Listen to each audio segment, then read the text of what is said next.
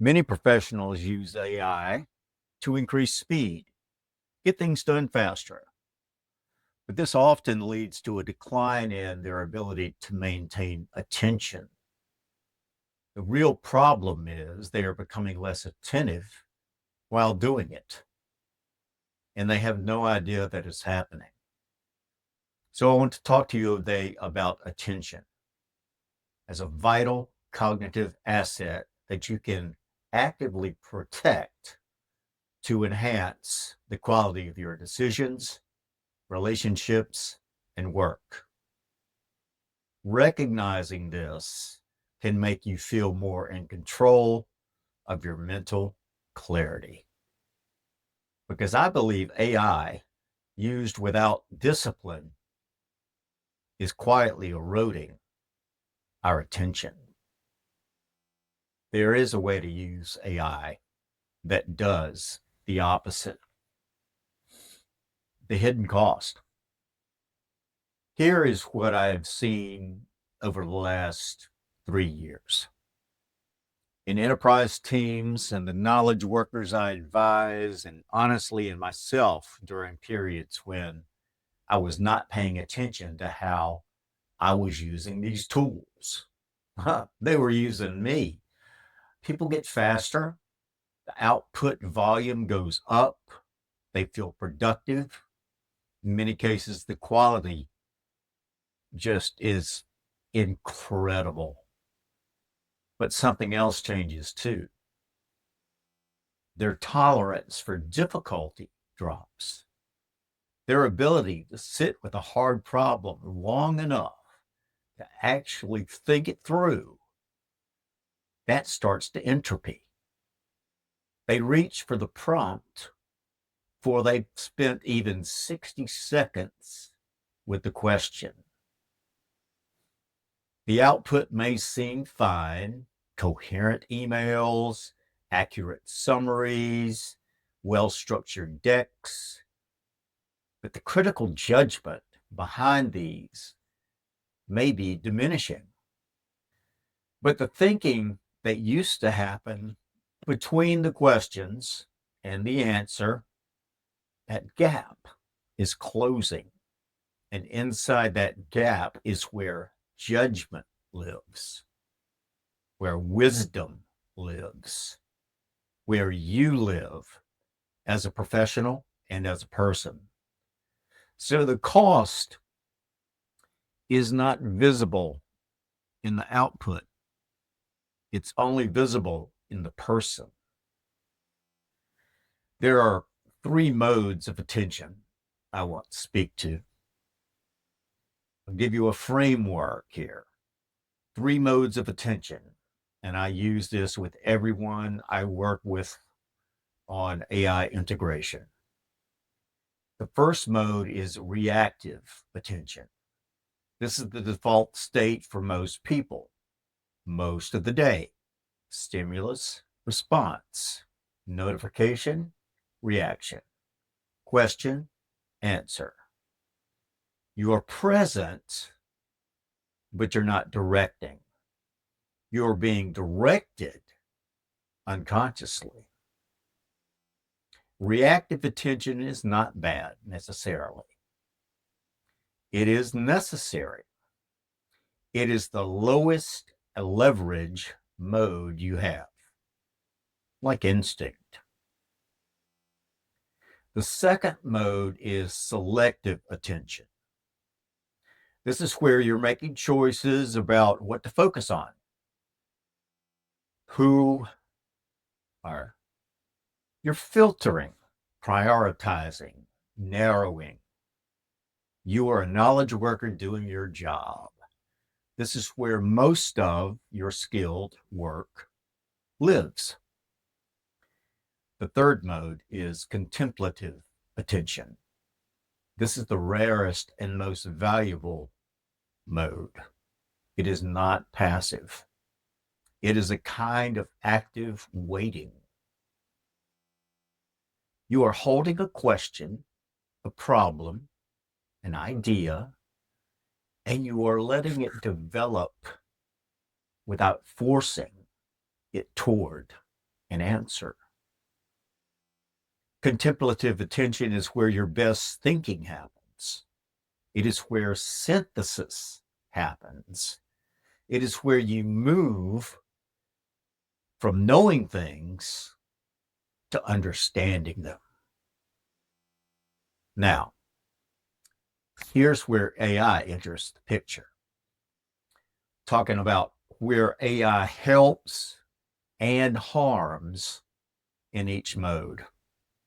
AI is genuinely excellent at the reactive layer. Give it a task, get a result. That is real leverage, and there is nothing wrong with using it there. AI can also support selective attention well if you use it to help you filter, organize, and prioritize across large data sets. This is AI as a thinking partner, not as a thinking replacement. It does things that we don't have the time or resources to do, like examine 500 papers on a particular subject. But here's the problem. Most people stop there. They take what AI produces at the selective layer and call it done. They skip the contemplative layer entirely. They never ask, what does this mean for me specifically? What is missing from this answer? What would I have seen that the model cannot? And AI, if you let it, will happily encourage you to skip the layer because AI is already ready with an answer. It never says, sit with this a little longer. It never says, you are not ready to decide yet. That pause, that productive friction, it's not a bug in human thinking. It is where the good stuff lives. So the discipline is not about using AI less. It's about protecting the contemplative layer from being colonized by the reactive layer's speed. Now, for the daily practice, here is the one practice I recommend to every professional I work with. It takes 3 minutes, and you can do it anywhere.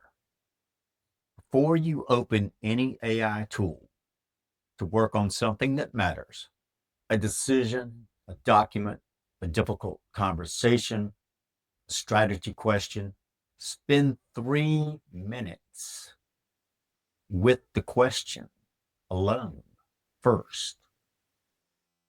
No phone, no prompt, no search, just you and the question. A well-formulated question, I might add.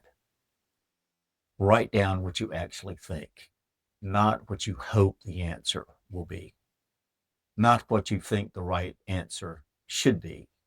Then go to AI. What you find is that your use of the tool completely changes. You are no longer asking it to think for you. You are asking it to extend and pressure test and stress test the thinking you have already begun. That is the difference between AI as a crutch and AI as a genuine cognitive amplifier. 3 minutes every time something matters. That is the practice. Try it. You'll be amazed. Now let's talk about identity.